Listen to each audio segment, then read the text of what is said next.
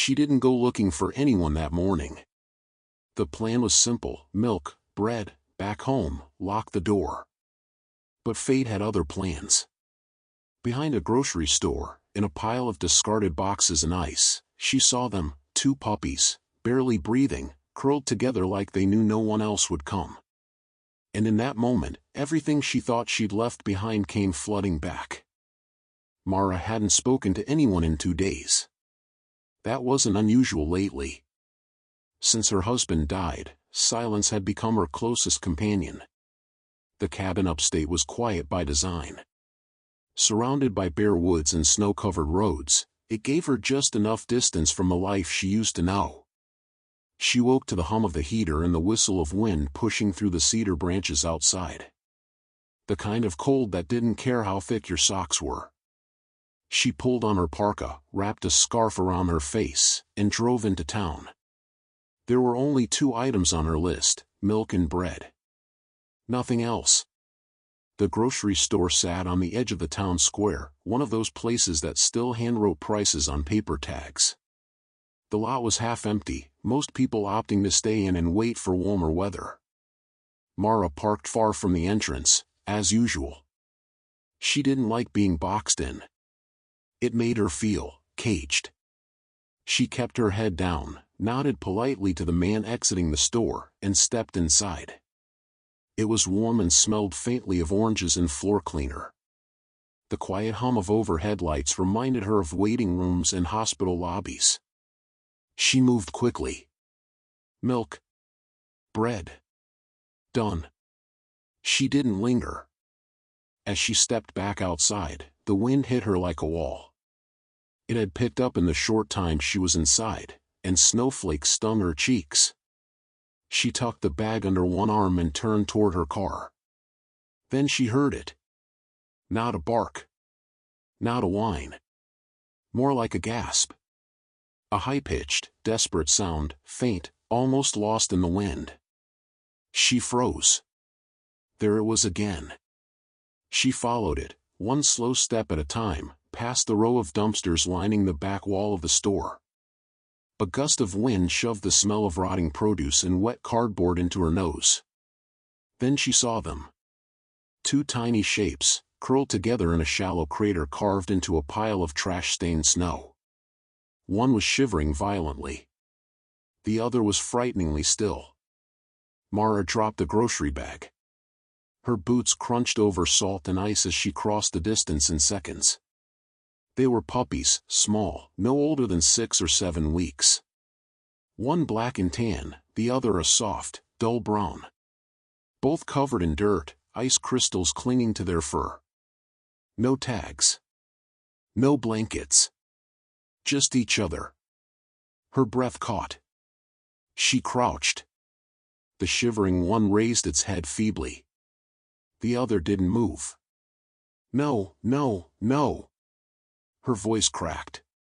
She reached into her coat and gently wrapped them both in the inside lining, pressing them to her chest. The black and tan one whimpered but didn't resist. The brown one was limp. Too limp. Mara stood, heart hammering, and ran. She didn't remember unlocking the car. Didn't remember buckling the seatbelt. Only the heater on full blast, the defrost screaming, the door slamming shut as snow swirled outside. She laid them on the passenger seat, swaddled in her coat. Then, from instinct, or maybe memory, she pulled her gloves off and used her hands to warm the brown pup's tiny chest. She pressed. Rubbed. Whispered. Come on, little one, come on. Minutes passed. Then, a twitch. A sigh. Barely perceptible. But there. Still alive. She drove like a ghost through town. Didn't stop. Didn't care who saw her. Back to the cabin. She pushed the front door open with her shoulder, kicked it shut behind her, and rushed to the fireplace. The logs were old and dry, already stacked. She struck a match. Flames caught. She placed the pups in a flannel blanket beside the hearth and piled every spare quilt she owned around them. The black and tan one huddled against its sibling, still shivering but breathing. The brown one, now moving. Barely. Mara fell to her knees. And for the first time in months, she cried. Not quiet tears. Not soft sobs. But full, guttural sobs from a place so deep inside, she thought it had frozen. Tears that weren't just for the puppies. They were for the hospital room. For the empty driveway. For the unreturned calls and unopened letters. For everything she'd buried. She cried until her chest ached and her hands trembled. Then she whispered, "You're not dying. Not today. I'm not letting you." And they didn't. The cabin was still cold, but the fire had begun to fight back against the winter. A glow stretched across the wooden floor, flickering over the pups wrapped tightly in flannel and fleece. Mara sat cross-legged just beside them, her body angled like a shield, eyes locked on the rise and fall of their chests. Every shallow breath felt like a victory. She didn't speak for a long time. Her lips were chapped and her throat ached from crying, but the silence wasn't empty anymore. It had a purpose. A rhythm. She could hear their soft, labored breaths, the crackling fire, and the occasional creak of old timbers reacting to the shift in warmth. They were alive. That was all that mattered. Mara's phone, dead in her coat pocket, went untouched. There was no one left to call. No emergency contacts. No family group chats. Just her and two half-frozen miracles lying in a cocoon of quilts and firelight. The black and tan one lifted its head slightly, blinking against the light. Mara leaned in, her breath hitching. Its eyes, dark, unsure, settled on her. A sound escaped its throat, not quite a whimper, not quite a growl, just a note of acknowledgement. She reached out, fingers trembling, and laid her hand beside its head. It didn't flinch. Instead, it slowly rested its chin on her palm. The brown one stirred next. Slower. Weaker. Its breathing was shallow but steady now. Its limbs were tucked tightly to its belly. Mara gently rubbed its ears between her fingers, and though it didn't respond, it didn't pull away either. That alone was enough. "You two," she whispered, barely louder than the fire, "have no idea how much I needed you." She moved to the kitchen and warmed a pot of water. No puppy formula, no dropper, just milk and intuition. She poured some into a shallow dish and set it near the fire to reach room temperature. Then she tore an old t-shirt into strips, dipping them into the milk and offering the ends to the puppies like makeshift nursing tools. The black and tan pup sniffed, then chewed, then sucked.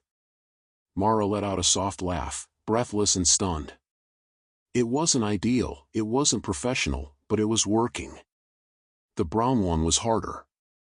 She held it gently in her lap, pressing the milk-soaked cloth against its lips, whispering words of encouragement like a mother soothing a fevered child. Eventually, a tongue flicked. Then again. And again. A few drops went down. Then more. Not enough, but enough to hope. Mara fed them that way for nearly an hour, alternating, wiping their faces, adjusting the blankets, whispering constantly. She didn't know why she started talking out loud. Maybe it was the cabin's stillness, or maybe it was because the dogs were the first breathing souls she'd spoken to in weeks. She told them about the store. About the drive back. About her husband's old flannel jacket they were wrapped in. She told them his name, Mark, and how he used to make fun of her for crying at animal rescue commercials. How he'd once brought home a stray cat in a cardboard box and acted like he'd adopted a child. The brown pup stirred again. "I don't know if you're going to make it," she whispered, brushing its fur. "But I want you to. I really want you to." Her eyes burned, but the tears didn't fall this time. Just the ache. And something else, something she hadn't felt in a long time. Connection. She leaned back against the arm of the couch, the puppies now tucked tightly between warm towels. The fire cast dancing light across the cabin walls. Outside, snow fell silently, but the storm had passed. The wind no longer howled. She closed her eyes for what she thought would be a minute. She awoke 2 hours later, the black Antan pup now sleeping soundly, its belly slightly rounded from milk. The brown one was snuggled tightly against its sibling, unmoving, but not cold. Still breathing. Still holding on. Mara sat up slowly, careful not to shift the bundle of life nestled at her side. She found herself staring at the two of them, how they fit together perfectly, tails wrapped around each other, limbs tangled like they'd always belonged that way. Like they'd survived because of each other. Maybe that's what made it all feel so heavy. They hadn't just been left, they'd been left together, as if someone had known that one without the other wouldn't make it. She brushed a thumb along their backs and spoke gently. "All right? I can't keep calling you hey and you." She pointed to the black Antan one. "You're Ember." Then to the brown pup. "And you're Ash." The names fit. Ash and Ember. Survivors of something that should have burned them away, but hadn't. "I'm not good at this," she admitted, mostly to herself. "But I'll try. If you'll let me." They didn't answer, of course. But when she stood to fetch more milk, both of their eyes opened. And neither one looked away. Morning came with golden light spilling across the wooden floorboards. The snow outside had slowed to a lazy drift, catching in the bare trees like confetti. Inside, the cabin was quiet but warm, filled with the soft rustle of quilts and the occasional crack of firewood shifting in the hearth. Mara sat on the floor again, one knee pulled to her chest, watching the puppies sleep. She hadn't made coffee. Hadn't eaten. The ache of hunger was distant, secondary to the weight of watching two tiny lives continue to exist because she'd stopped at the dumpster instead of driving home. Ember shifted first, stretching a paw in her sleep, tongue poking out in a little yawn. Ash didn't stir, but his breathing was deeper now. Stronger. Less fragile. "Still here," Mara whispered. She didn't smile, exactly, but something in her face relaxed. By mid-morning, Ember was nosing around the edge of the quilt. Curious. Wobbly. Determined. She stumbled into a cushion and barked, a short, startled sound, like someone learning their own voice. Mara let out a laugh. A real one. Sudden and strange in the quiet. Ember looked up, wagged her tiny tail, then tripped over it. Ash remained tucked beneath the blanket, though his head now poked out. He watched his sister with slow blinks and a kind of detached calm, as if he knew his time would come but it wasn't now. Mara heated more milk, found a syringe from a first aid kit, and gently offered drops to each of them. Ember lapped it up with wild enthusiasm. Ash took longer, 2 tries, then 3, but eventually swallowed without assistance. She didn't cheer. Didn't celebrate. She just said softly, "Good." Then whispered it again. "Good." The day stretched gently. Mara didn't go into town. She didn't check her phone. Didn't open the news or even turn on the radio. She simply stayed with them, moved as needed, cleaned as needed, fed and folded and adjusted like she had done this all her life. But she hadn't. Not since Mark. Not since cancer had taken everything with such merciless silence. She had forgotten what movement with purpose felt like. What it meant to tend to something that couldn't ask for help, but needed it anyway. Ash and Ember didn't talk. Didn't ask questions. Didn't demand memories or sympathy. They just lived. And somehow, that made all the difference. In the afternoon, she carried them to the window in a basket lined with old towels and set it on the sill. The sun touched their coats and made their eyes blink slowly, adjusting to the brightness. Ember stood first, balancing on wobbly legs, her nose pressed to the cold glass. Ash rested beside her, his head nestled in the crook of her side. They looked like they'd always known each other. like they'd come into the world in tandem and refused to leave it any other way.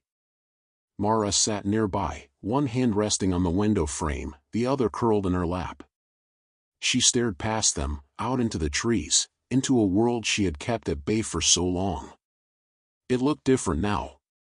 Still quiet. Still dangerous. But not empty. As the sky darkened toward evening, Ash stirred. He let out a breath that sounded like a sigh, then stood slowly. Unsteady. But standing.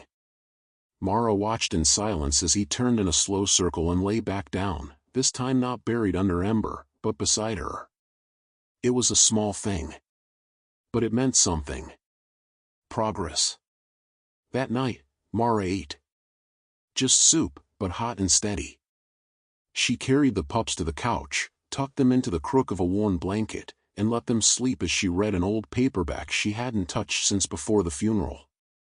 She didn't make it past the first chapter. Not because she wasn't interested, but because her mind kept drifting. Not to the pain, but to possibility. After midnight, Ember woke crying. A soft, startled sound. Mara was already on her feet before she registered why. She scooped the puppy gently into her hands, checked for any injury, any sign of distress. Ember only buried her face into Mara's neck and trembled. Ash woke, too. But he didn't cry. He watched. And Mara held them both until the shaking stopped. No words. No rush. Just time. And warmth. And the kind of stillness that doesn't echo anymore, because it's finally been filled. When she set them back down, she whispered into the darkness, "You made it through another day." Maybe she was talking to them. Maybe to herself. Morning would come again. And now, for the first time in so long, that didn't feel like a burden. It felt like an invitation. The storm finally stopped on the fourth night. Emily woke to a stillness so complete it felt artificial, as though the world had paused mid-thought.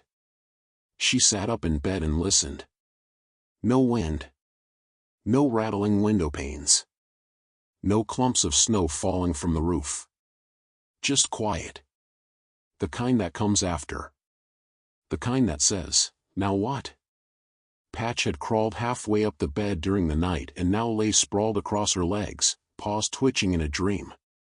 The big dog, whom she had started referring to, in her head, as Bear, was curled beside the bedroom door, facing it.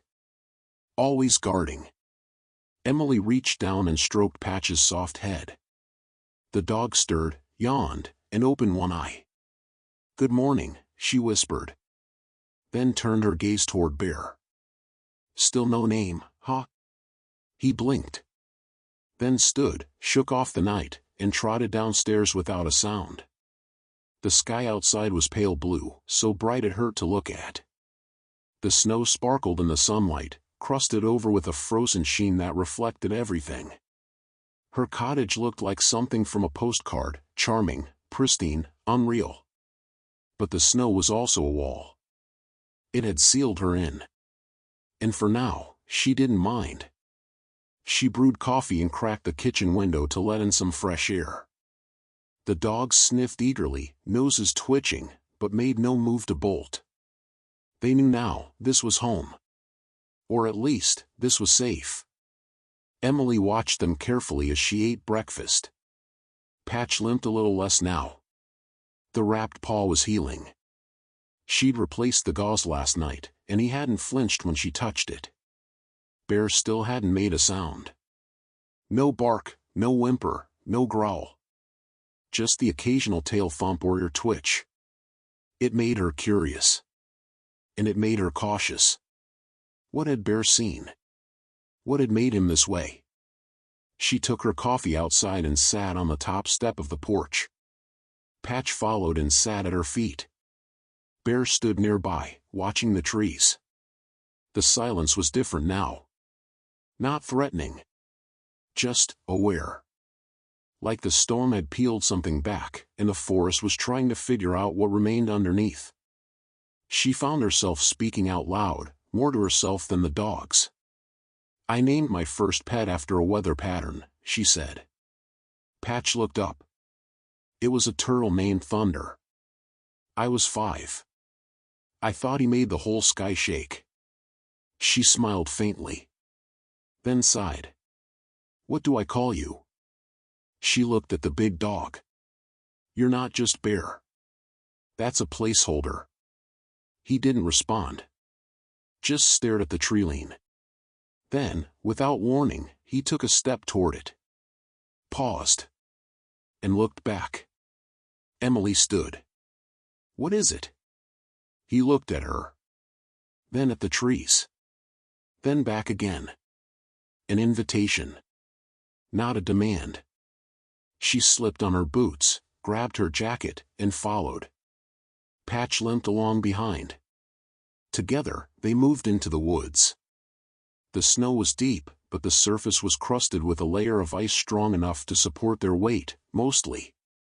Every few steps, Emily's boot would punch through, but she pressed on.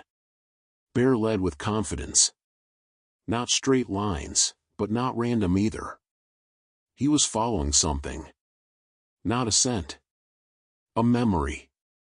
They reached a clearing she hadn't seen before. Small. Round. A ring of tall pines protecting it from the worst of the wind. And there, just barely poking through the snow, a crumbling wooden marker. A cross. Weather-worn. Hand-carved. Faded lettering. Emily brushed snow away gently. The name carved into it stopped her breath. Solace. No dates. Just a word. And beneath it, a small metal tag half buried in the earth. She pulled it free. A dog tag. Worn nearly smooth. But the engraving was just barely legible. Solace, if found, return to Bear. She sank to her knees. Patch whimpered beside her. Bear stood still, head lowered, staring at the marker. A grave. And a name. Not Bear's name. The other one. Tears welled in her eyes without warning. "Is this her?" Bear didn't move. Didn't blink. Only the wind answered, whistling gently through the trees like a lullaby. Emily held the tag tight. Bear had brought her here. To remember. To show her. To ask her. She nodded slowly. "Okay," she whispered. Then turned to him. "I think I get it now." She reached out and touched his head. "You lost her." Bear exhaled. Long, slow. And then, finally, he let out a low, soft sound. Not a bark. Not a whine. A sigh. Like something had been held in for far too long. They stood together in silence. 3 figures in a circle of snow. Surrounded by pines and echoes. The kind of quiet that doesn't hurt. The kind that honors. Back at the cabin, Emily added the tag to the mantel beside her framed photo of Toby. She placed a small stone next to it, carried back from the grave. And she lit a candle. Bear watched her the entire time. Then lay down at her feet. That night, as the fire burned low, she looked at them both and said softly, "You're home now. No more qualifiers. No more temporary plans. This was real." She reached down, scratched Bear behind the ears, and whispered, "Your name, it's still Bear. But now, it means something more." Patch yawned and curled tighter into the blanket. The candle flickered. The storm was over. But something far deeper had just begun. The wind returned 2 nights later, not howling, but whispering. Mara sat at the kitchen table with a mug of tea between her hands. The cabin was dim except for the soft yellow pool of light spilling from the single lamp overhead. Ash and Ember were both asleep on the couch, their small bodies rising and falling beneath the knitted quilt she'd wrapped around them. Outside, snow had started again, not heavy, just enough to blur the edges of the forest. It wasn't the storm that made her uneasy. It was the memory of the footprints, and the stillness that followed them. She hadn't told anyone. There wasn't really anyone to tell. But the presence lingered in the air like static, something just on the edge of being seen, just out of reach. She tried to rationalize it. A hunter passing through. A lost hiker. But her instincts didn't believe it. Not with the way Ember had growled. Not with the way Ash had hidden. It wasn't just an animal. It wasn't just chance. The next morning, she ventured farther than usual. Wrapped in her thickest coat and wool-lined boots, she left the pups napping by the fire and stepped into the forest with her hands deep in her pockets. The snow had erased the old tracks, but her eyes scanned the trees anyway. She walked along the ridge behind the cabin, where the land sloped gently down toward the river. It was quieter here, deeper. A place even sound seemed to move more slowly. That's when she saw it. A ribbon. Tied to a branch. Faded blue. Fraying at the edges. She stepped closer, breath fogging the air. It fluttered slightly, though there was no breeze. Mara reached out and touched it.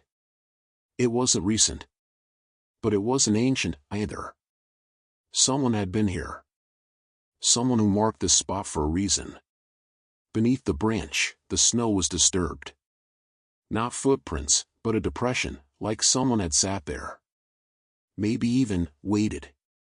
She stood in the stillness for a long time, her pulse ticking quietly in her ears.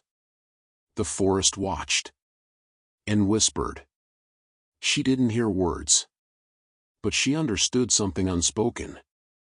You're not the only one grieving out here. When she returned to the cabin, Ash and Ember rushed to greet her. Ember barked once, then promptly sat on Mara's foot, tail thumping the floor. Ash leaned into her knee, eyes wide and soft.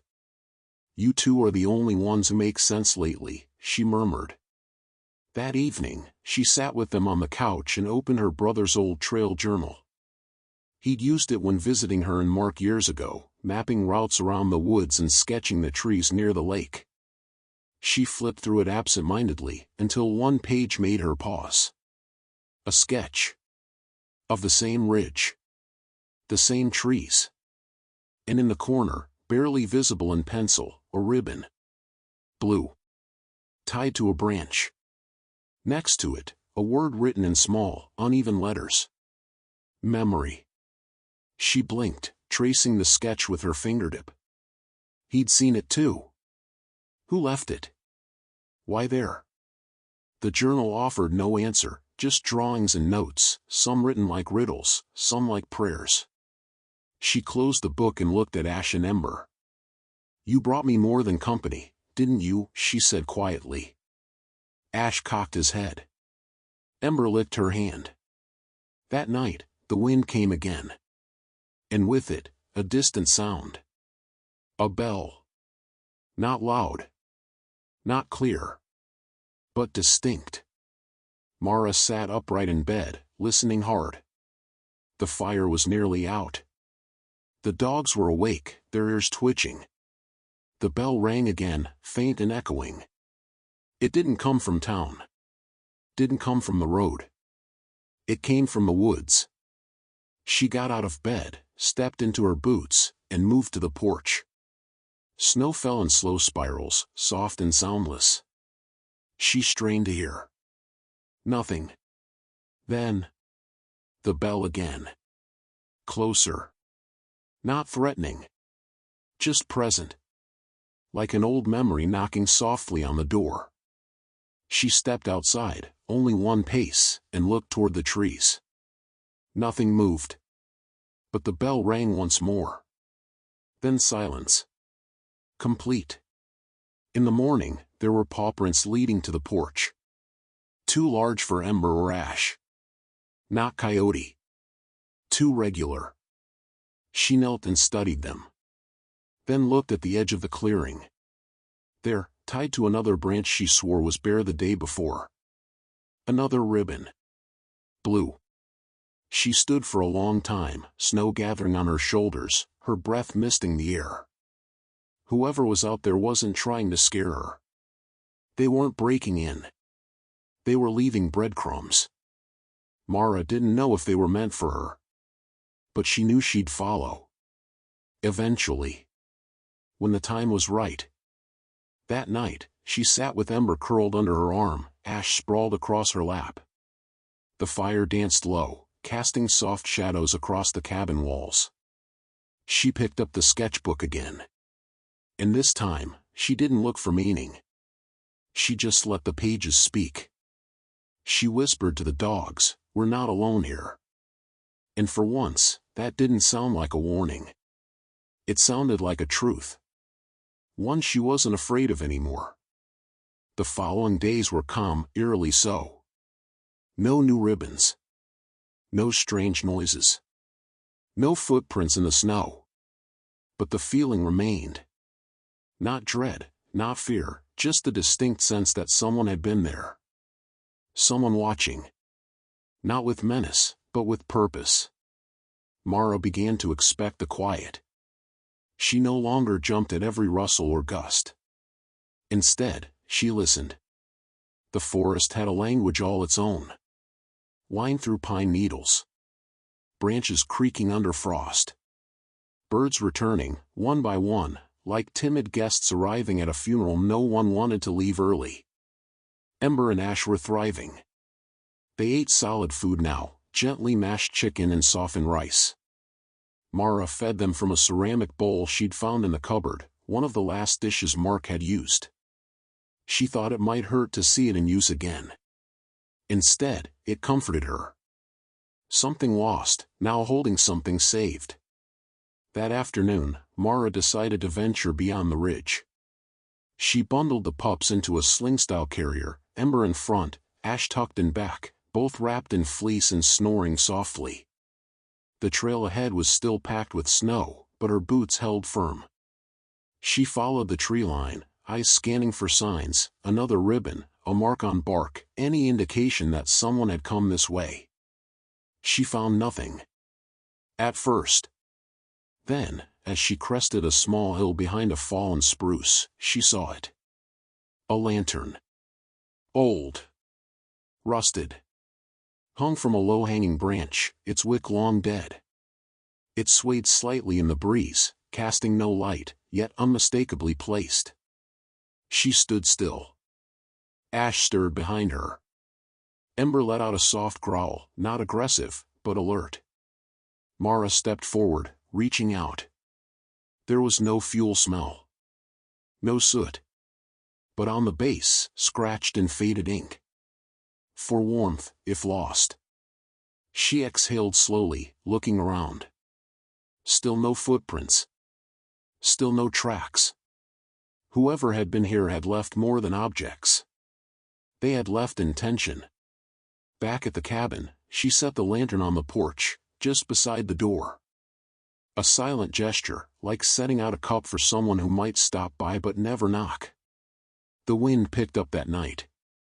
Not violent. Just steady.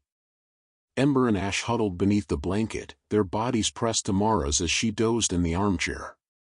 She dreamed of pine trees that whispered her name and rivers that flowed backward, pulling memories upstream like driftwood. In the morning, the lantern was gone. No footsteps. No sound. Just a single pine cone placed in its place. And beside it, a third blue ribbon. Wrapped neatly in a spiral. Mara didn't panic. She didn't speak. She simply knelt, picked up the ribbon, and tied it gently around the porch railing. A symbol, maybe. A reply. If someone was leaving signs, she would leave one too. Inside, she made breakfast, eggs, toast, and chicken bits for the pups. Ash wagged his tail now, slowly but intentionally. Ember chased a moth across the room, barking with joy. They were growing stronger every day. More confident. More connected. And so was she. Later that day, while brushing Ember's fur, Mara heard something unusual, a knock. 3 sharp taps. Not the wind. Not branches. A knock. She stood, heart rising into her throat, and opened the door. No one was there. But on the porch sat a tin box. Small. Closed. No note. She stared at it for a long time. Then brought it inside. It wasn't locked. Inside, a single, folded photograph. A woman, standing in the same forest. Long dark hair. Faded blue coat. A dog, black, medium-sized, at her feet. And behind her, barely visible, the cabin. This cabin. Written on the back. Spring, 1994. Her name was Solace. Mara sat down hard. The name echoed through her ribs like a drumbeat. Solace. She'd seen that name before. In Mark's trail journal. In his sketches. In the old letter she never opened. She stood, suddenly searching the bookshelf. Pulled it down. Flipped through pages, hand-drawn maps, pressed flowers, and finally, a loose sheet folded 3 times. Her breath caught as she opened it. It wasn't a letter to her. It was a letter about her. Written in Mark's familiar scrawl. If she ever finds her way back to the cabin, leave something behind for her. Solace will guide her if I can't. She always knew how to get home. And if Solace is gone, maybe someone else will come. Maybe the forest will remember what we owe each other. What we carry. Mara stared at the words, her fingers trembling. She looked at Ember. Then Ash. And felt a lump form in her throat. I think you were sent here, she whispered. Not just found. Not just rescued. Sent. Outside, snow began again. But it no longer felt cold. Mara couldn't stop thinking about the photograph. The woman in the blue coat, standing with quiet confidence in front of the cabin. The black dog, Solace, at her feet, her body turned just slightly like she was about to run, or protect, or both. There was something in the woman's face that held Mara's gaze. Not beauty. Not sadness. Just certainty. Like she belonged here. Mara had never felt that. Not since Mark. Not until now. She kept the photo on the mantel, propped between 2 candles. A soft symbol. A silent question. Who was she? And why did she feel so familiar? That afternoon, Mara took Ash and Ember for a walk. Not a cautious trip around the cabin, but a real walk. They bounded through the snow with clumsy energy, Ember diving nose first into drifts while Ash followed behind, trailing her like a shy little brother. Mara smiled more than once. A real smile. The kind that felt like it reached the surface again, not just something you practiced for mirrors. The trail curved gently through the trees. She followed it past the ribbon tree, past the pinecone rock, and toward the western slope. Mark had once carved their initials into a tree here, years ago, on a late summer hike. She found the carving again, now faded and shallow. M+M. Still here. Still watching. She sat on a stump while the dogs played in a patch of snow-melted grass. Ash sniffed something near a tree root, Ember barking at a bird call overhead. Mara tilted her head back, let the sun hit her face, and breathed. Not because she had to, but because she could. The woods weren't threatening anymore. They were guiding her. When she returned to the cabin, something caught her attention just outside the door. A footprint. Small. Light. A child's. It hadn't been there before. She bent low, tracing it with her gloved fingers. It pointed toward the woods. Beside it, a feather. Not dropped. Placed. The feeling returned, like pages turning behind her. Like a story unfolding just beneath the surface of her own. She brought the feather inside and laid it beside the photograph. Ash curled up near the hearth. Ember yawned and lay across Mara's lap. She whispered to the room, "Solace, if you're still out there, thank you." That night, Mara dreamed again. This time, she stood in the woods, surrounded by snow and silence. Solace stood in front of her, no leash, no sound, just presence. Behind her, a child's laughter echoed faintly. Mara turned, but no one was there. When she turned back, Solace was gone. But a trail of blue ribbons stretched between the trees, leading into the dark. She awoke with tears in her eyes. Not fear. Gratitude. The next day, she went to the general store in town. She hadn't returned since the morning she found the pups. The owner, a wiry woman named Della, looked up as she entered, surprised. "Well, I'll be. Thought you vanished." Mara smiled. "I almost did." She bought supplies, food for the pups, canned soup, a spool of twine. At the counter, she paused. "You ever hear of someone named Solace?" she asked. Della frowned. "That a dog's name or a person's?" "Maybe both." The woman scratched her chin. "Old man who used to hike these parts talked about a dog named Solace. Said she saved his life in a storm back in the 90s. Big black mutt. No one ever knew where she came from. Just showed up when people were lost. Then disappeared again." Mara's pulse ticked. "She ever come around here?" "Not that I saw. But folks used to say if you saw her, it meant you were close to home. Even if you didn't know it yet." Mara paid and left with the story burning in her chest. Back at the cabin, she tied the twine into a loop and hung it by the porch. A circle. An invitation. Not just to whoever was out there, but to herself. To stay. To believe this place was becoming home again. That night, the wind whispered something different. Not warning.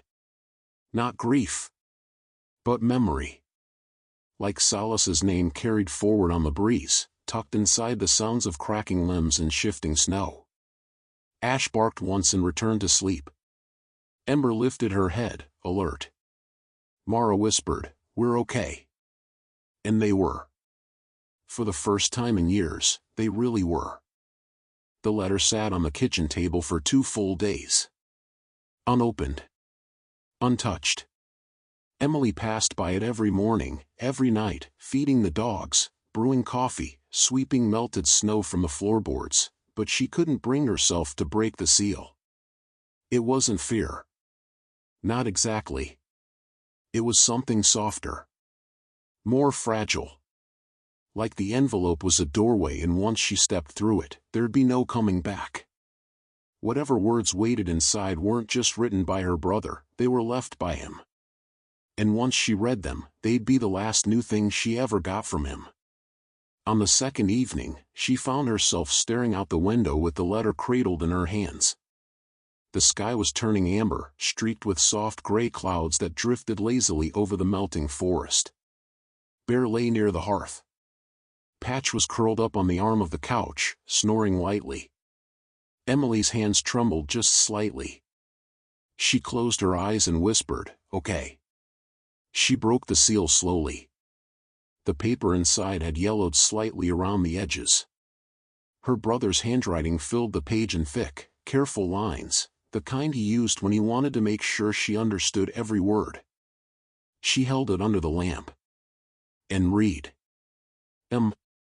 If you're reading this, then somehow, some way, you found your way back. That means everything. Truly. I didn't leave this for just anyone. I left it for you. Because I always believed you'd return, even if just to remember. You were always the one who knew how to sit still long enough to feel the world whispering. And you've probably met Solace by now, or maybe her successor. Funny how dogs never really leave, isn't it?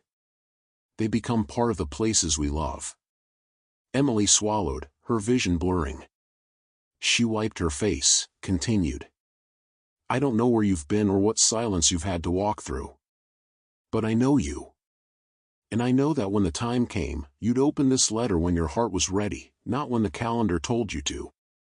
That's courage, Em. Not rushing the ache. Waiting until it bends, instead of breaks. You've always been the strongest of us. Even when you forgot it. She stopped, covering her mouth with one hand, inhaling deeply. Tears traced warm paths down her cheeks. Patch stirred, then padded softly across the floor, placing his small head on her foot. Bear didn't move, but his eyes were open now, fixed on her. Like he understood, too. She turned back to the letter. I hope the forest is still quiet. I hope the snow still feels like silk when it falls. I hope the dogs made it to you, because I told them you'd need them. Told them to wait, even if it took years. And I hope you forgive me for not saying goodbye properly. Some goodbyes are just too heavy. I wanted you to have something that called you back, not something that shut the door forever. She could barely breathe. Every sentence hit like a note from a song she'd forgotten. Something that once played daily and then vanished. Take care of them, Em. The quiet ones. The ones who don't bark but stare right into the marrow of things. They've been waiting for you to come home. Just like I was. You'll know what to do. You always have. And if the snow starts talking again, don't be afraid to answer. Love you always. D. She set the letter down gently and held her hands in her lap. For a long time, she said nothing. Not because there weren't words. But because there didn't need to be. Patch nudged his nose under her palm. Bear stepped closer and laid his heavy head on her knee. She smiled through her tears. Whispered, he sent you both, didn't he? Patch blinked. Bear wagged his tail once. And the house felt full in a way it hadn't in years. Later that night, she tucked the letter into the back of her brother's journal. She tied it shut with twine and placed it on the shelf near the front door, beside the collar and the tag that read Solace. Then she took her old hiking boots out of the closet and placed them by the door. Spring was coming. And with it, movement. Not running away. But walking forward. She sat by the fire with the dogs curled against her, watching the last of the snow drip from the windowsills. The letter had changed something inside her. Not by bringing back the past. But by reminding her it had never fully left. In the stillness of that moment, the wind lifted again, just a breeze through the chimney, soft and familiar. Emily closed her eyes and smiled. And for the first time since she'd lost him, she felt her brother sitting beside her. The woman's name was Claire. She had found the journal on the shelf of an abandoned ranger station nearly 15 miles north. She hadn't intended to trespass, only to seek shelter from a sudden storm. Inside, everything was frozen in time, mugs on hooks, maps on the wall, snowshoes strung beside the door. And on the table, tucked beneath a stone paperweight, was the leather-bound journal. Claire had opened it out of curiosity. She hadn't expected to see Mara's name. They sat together that morning, side by side at the kitchen table, sipping tea while Ember slept on Mara's feet and Ash watched Claire with quiet, serious eyes. I thought I was the only one who came here to disappear, Claire said. Mara smiled, faint but real. You weren't. The journal was worn and weathered, its cover cracked at the edges. But Mark's handwriting was unmistakable, tight, slanted, fast. He'd filled the pages with trail notes, sketches, snippets of songs, and scattered lines of reflection that read like riddles. One entry caught Mara's breath.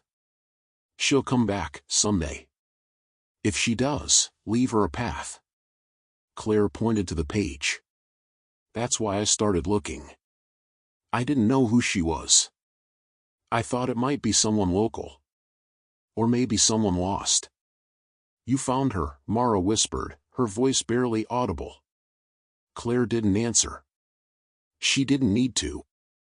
That afternoon, they walked together through the trees, Ember and Ash bounding ahead like scouts. Claire led Mara along the route she had taken from the ranger station, paths narrow and winding, but marked in quiet ways, ribbons, not all blue, and small stones piled beside tree trunks. Breadcrumbs. Why did you leave them? Mara asked. Claire hesitated. Because I was looking for someone who believed in them too. And did you find her? Claire stopped walking and turned to her. You're standing right here, aren't you? They reached a clearing Mara hadn't seen before. A wide, flat stone jutted out from the ridge, offering a view of the valley below. Trees stretched endlessly, coated in silver and white. From here, the cabin was just a suggestion, a shape tucked into the earth. Claire sat down first, unwrapping a scarf from her neck. Mara sat beside her. For a long time, they said nothing. Not every story needed narration. When they returned to the cabin, the sun was dipping low. Ash and Ember curled up in the doorway, refusing to go inside until both women had crossed the threshold. Mara chuckled and scooped them up, one in each arm. They've got rules, she said. I like them already, Claire replied. Over dinner, Claire shared her own story, grief not unlike Mara's, a sister lost to illness, years spent walking trails with no destination, only motion. She had been in the woods for months now. Not hiding. Just waiting. For what? Mara asked. Claire looked toward the window, where the first stars had begun to appear. For this. Later, after Claire had gone to sleep in the spare room, Mara stepped onto the porch alone. She looked out toward the woods. The wind was quiet now. The trees stood still. She knelt and added one more ribbon, this time red, beside the blue ones still fluttering faintly on the railing. Not a message for whoever had come before, but for whoever might come next. She turned to go inside, but paused. There, in the middle of the clearing, where snow had been untouched all day, stood a shape. Black. Solid. A dog. Its eyes met hers. And in them, something ancient. Familiar. Solace. Not barking. Not moving. Just watching. Mara didn't breathe. Didn't blink. She whispered, "Thank you." The dog turned. And vanished. Back inside, Ember lifted her head. Ash sat up. And Mara, for the first time in her life, whispered to the dark, "I'm not alone." She believed it now. Not just felt it. Believed it. Spring did not arrive in one grand gesture. It crept in like a whisper, melted edges of snowbanks, the return of birdsong, the crackle of thawing ground beneath Mara's boots. The days stretched a little longer. The shadows, once sharp and cold, softened at their edges. The cabin seemed to breathe again. Windows opened. Light poured in. The stove was used less, and the blankets stayed folded most days. Mara moved through it like someone waking up inside her own life. Slowly. Carefully. Without apology. Ash and Ember were now fully grown, or nearly. Ember's legs had lengthened, her once awkward movements full of purpose and mischief. Ash had grown into a quiet strength, ever at Mara's heel, alert and observant. They still curled together each night. That never changed. Claire stayed for a while. Not indefinitely.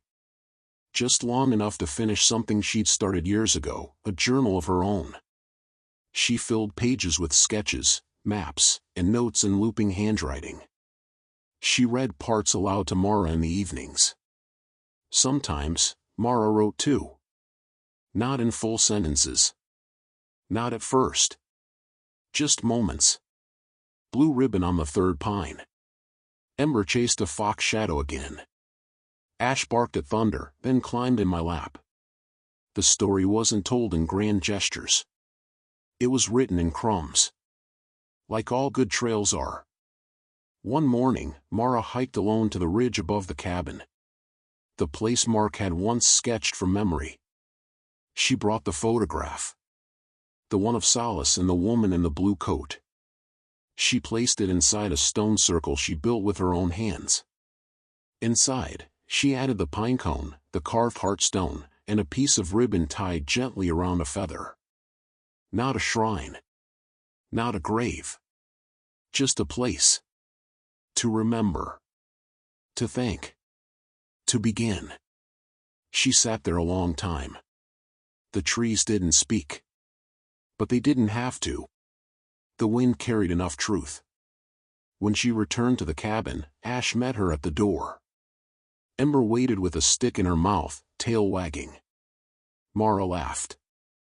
Not the small, quiet laugh from earlier blocks of her life. A full, unguarded one. That night, she wrote one more letter. Not addressed to anyone. Just signed. With love.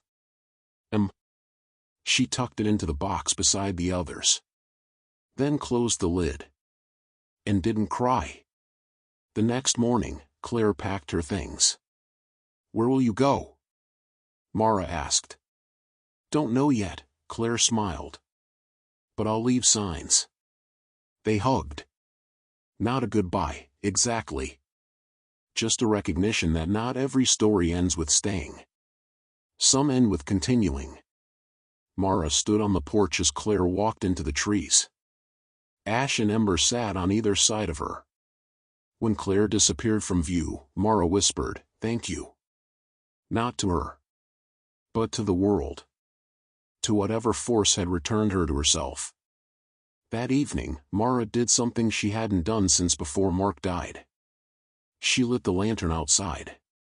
Not because she was expecting anyone. But in case someone came. Someone lost. Someone listening for signs. Inside, the cabin glowed. Ash and Ember lay curled beside each other, just like the first time she found them. And Mara stood watching them, arms crossed, breath steady. "I know now," she whispered. "I wasn't saving you. You were saving me." Outside, the stars came one by one. And where the light landed, so did hope.